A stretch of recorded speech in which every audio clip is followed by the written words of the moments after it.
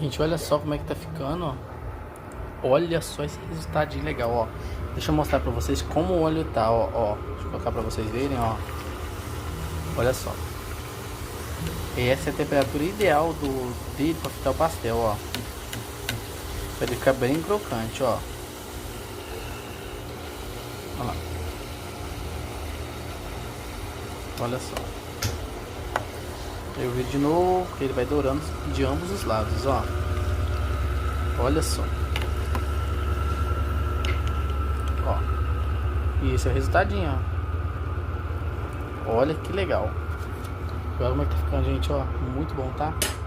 Bom demais.